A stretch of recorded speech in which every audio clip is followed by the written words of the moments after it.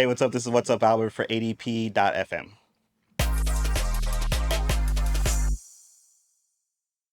I think a lot of it is happening outside of clubs and bars for like maybe I wouldn't say the first time. Obviously, there's house parties and you know uh, rec rooms and stuff like that. But I mean, like it really is kind of even becoming separate from a party. It's becoming separate from crowds. It's becoming that sort of thing. You see a lot of people doing sets in just weird third spaces, and it's more about carving a niche out as opposed to catering to people that are only going out on the weekends or only doing getting wasted or whatever. I think that that's really cool. I think I think that sort of thing excludes a lot of people, and having DJing kind of be a little bit more divorced from the nightlife exclusively, I think just opens up to a lot of different kind of people to experience what DJs actually do. As far as what sets I prefer, I like mostly open format stuff like that. But I do like homework. I like to do a theme, study up on things. But I don't think anyone wants a theme that's too strict.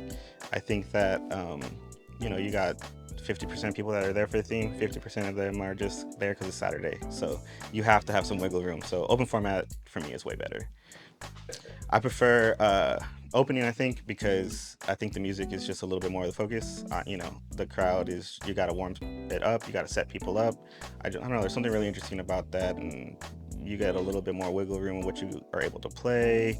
You don't have to please the majority, you're just setting the table, which is a really cool idea, a really challenging idea, and I think that some people are really good at it, and some people are closers, and that's awesome, dude. The bill doesn't exist without closers, so but it doesn't exist without openers as well. Back to back or solo, I would say I my gut tells me solo, and that's only because like I think I just want to be in charge of the music, and also I'm nervous. I don't want to. I think about messing up my set, let alone messing up somebody else's set. There's just so many factors. But that being said, if it's someone that I really like and I've DJed with them a bunch and we've shared a bunch of nights, then back to back is super fun. But it does add an extra level of complexity that is it can be anxiety producing for me.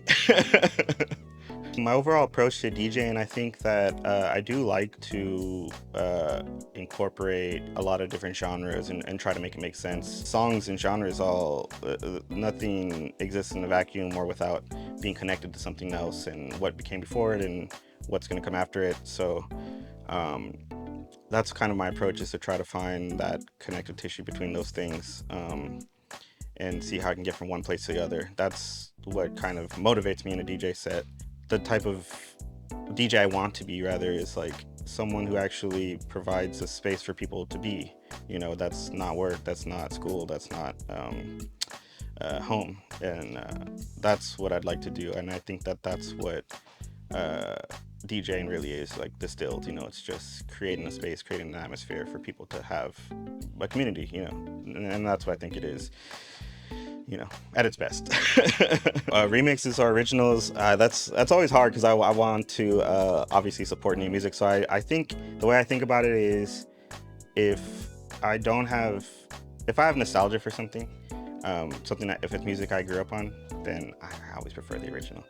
But if it's newer music, I guess maybe I like the remixes for newer stuff, and I don't mind them. But for me, I'm an originals guy. Especially if I have some emotional attachment to the song, I want to hear that song. What inspired me to get into DJing is my family. I grew up with a bunch of DJs in my family and radio personalities. So there were turntables in the garage of family members' places and record collections, and basically everyone in my family is a record nerd.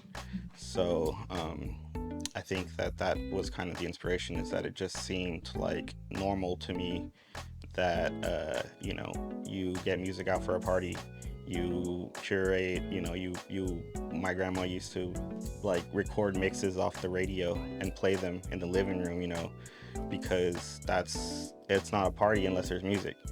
And so that really inspired me. Just my family, like music is just constantly playing.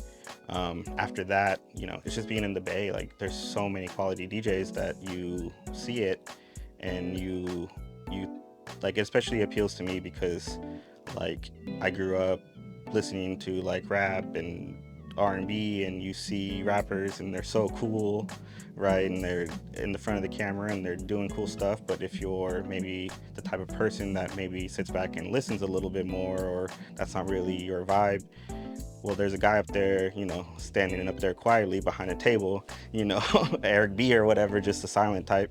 And that to me is like, those guys inspire me to DJ. Those people that inspire me to DJ. It's like, you can still be a part of the scene, but you can still be like someone who cares deeply about like music. That's what you do. That's the function you serve at the party.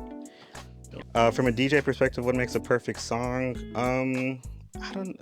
Right now I think. It's danceability, right? Like, is it something that gets people moving? I think people can tell when something isn't built for the club, even if they can't explain why. The drums kind of have to hit a certain way. The lyrics have to be about a certain thing. In a lot of ways. I think there's a time music doesn't exist without context. There's perfect bedroom songs that don't work in the club, and I don't want to listen to what I listen to in the club on the bus. So to me, I think there's an intangible quality where it just sounds good on big speakers. It makes you feel like ordering a drink. Usually that to me is like, a perfect DJ song. Hey, what's going on? What's up, Albert? I'm gonna DJ in a little bit. I'm going for like a cosmic barbecue vibe. Hey, what's up? This is What's Up, Albert for ADP.FM.